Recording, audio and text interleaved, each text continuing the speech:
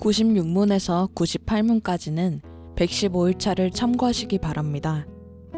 흔히들 이단 천주교는 형상에 대한 것은 하나님께 예배를 드리는 것과 달리 단지 섬김의 경위를 포하는 것이라 말하며 형상을 통한 예배 방식을 정당화하려고 하지만 인정될 수가 없습니다.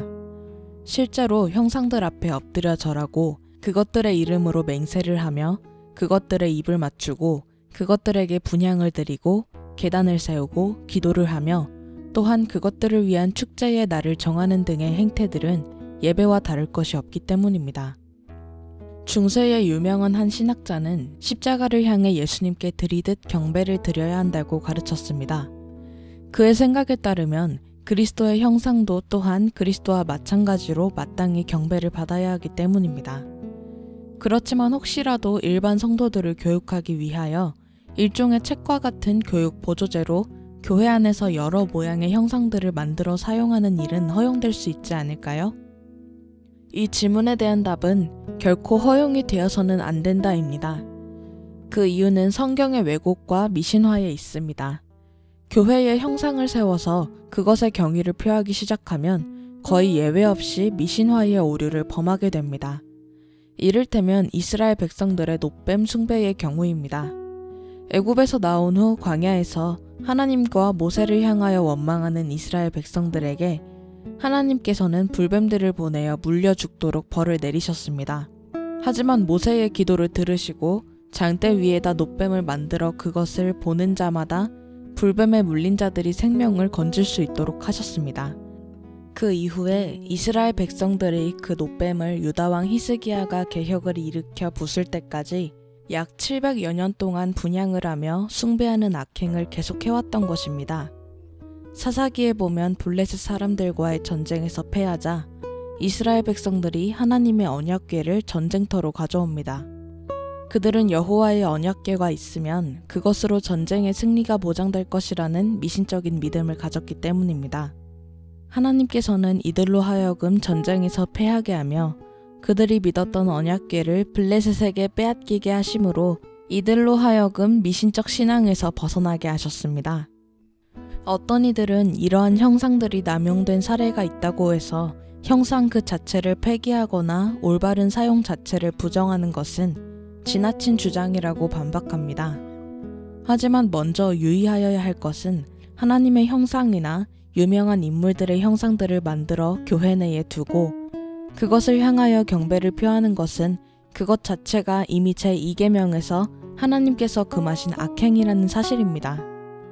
그것이 옳은 것일지라도 우상 숭배의 위험성이 있으면 삼가야 하는 것이 마땅하거늘 하물며 그 자체가 이미 악한 것이라면 얼마나 더 금하여야 마땅하겠는지를 생각해보는 것은 어려운 일이 아닐 것입니다.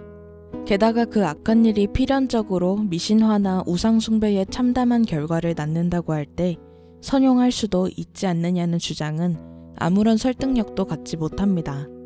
또 어떤 이들은 교회의 예술적 장식물들로 형상들이나 주상들을 인정할 수 있다고 주장합니다. 그러나 교회 내에 하나님의 형상을 두는 것은 그것 자체가 금해진 명령입니다. 그러나 이단 천주교가 칭하는 성인들과 같은 형상을 두는 것은 그것에게 경배를 하지 않도록 하지 않으면 되지 않겠느냐고 말할지 모르지만 역사상 교회 내에 둔 모든 형상들은 다 경배의 섬김을 받아왔으며 그러기 위하여 세워져 왔습니다. 교회의 참된 장신물은 순전한 진리의 복음의 말씀, 성례의 거룩한 시행, 그리고 하나님의 교훈에 합당한 예배와 기도와 찬양과 헌신의 섬김, 그리고 성도들의 신령한 교제 등이지 외적으로 세워진 형상들에 있지 않음을 유념해야 할 것입니다.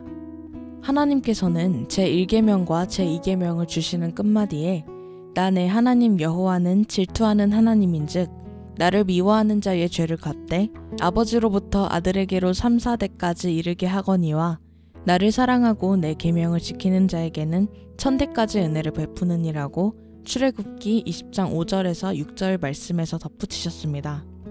하나님께서는 자신을 질투하는 하나님으로 말씀하심으로써 하나님만을 예배할 것과 형상을 만들며 우상숭배의 죄에 빠지는 악을 삼가도록 교훈하십니다.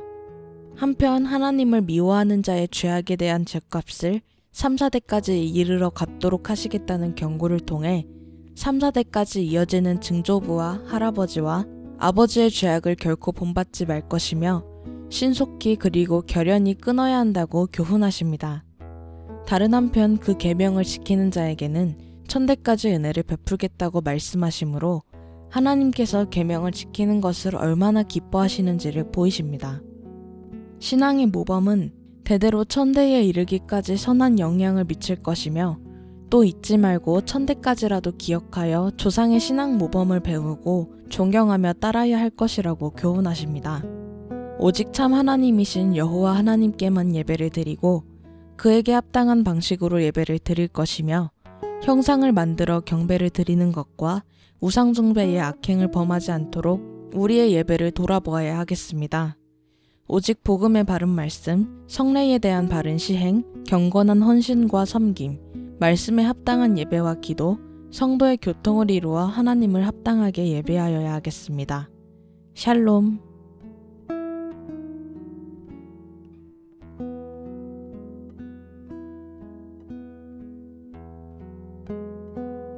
나는 오직 주의 인자하심을 의뢰하여 싸